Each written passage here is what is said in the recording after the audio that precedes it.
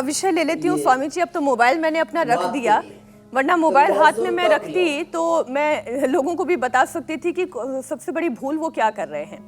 अब मान लीजिए मोबाइल ऐसे हाथ में पकड़ लिया है और फिर उसे यूं झुककर चला रहे हैं।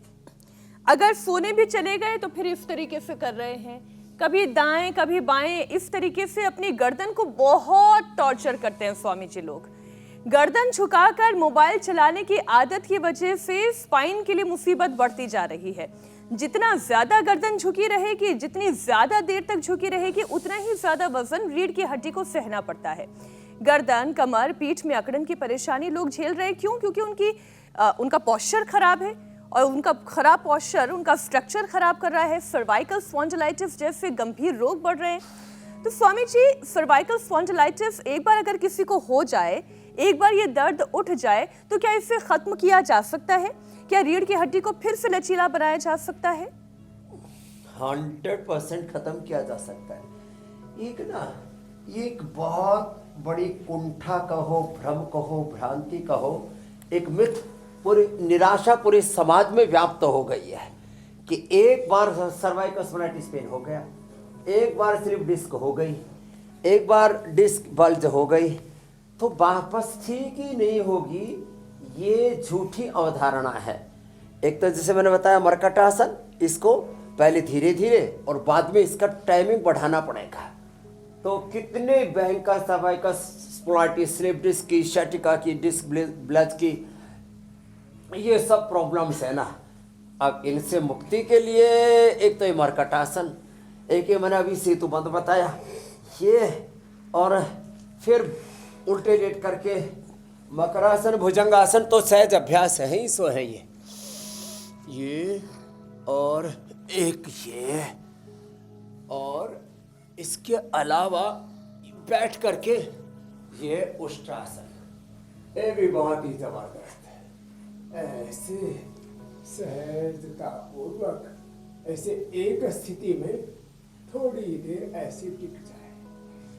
1-2 मिनट जब ऐसे टिक जाते हैं तो जितना भी स्ट्रक्चरल बैलेंस बिगड़ा था वो वापस नॉर्मल हो जाता है। इतना भी जो ना कर पाए तो कम से कम गर्दन की ये अभ्यास तो अवश्य कर लें।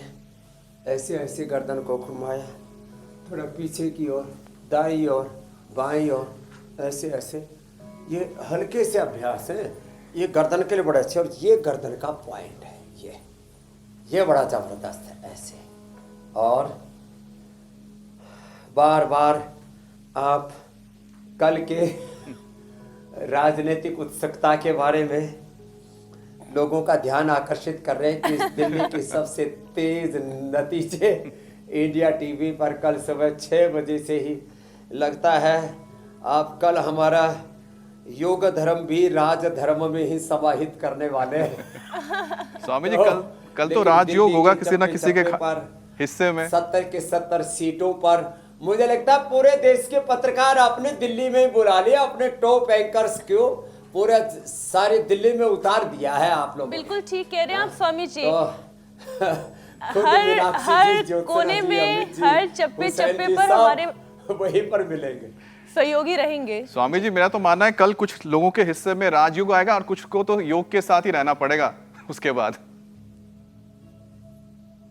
योग का साथ मतलब सबके साथ है। नहीं तो पता लगा किसी का बीपी बढ़ गया, हाँ स्वामी जी, किसी का शुगर बढ़ गया, किसी को हार्ट अटैक ना हो जाए हारने पर। कुछ तो ख्वाब देख रहे थे सत्ता के और पता ही नहीं लगा कि सत्ता कहाँ है।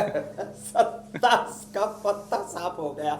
तो फिर पहले से ही स्वामी जी, कल तो मैं कहूंगा कि 8 बजे सब लोग कपालभाति, अनुलोम विलोम, भ्रामरी उद्गीत कर ले।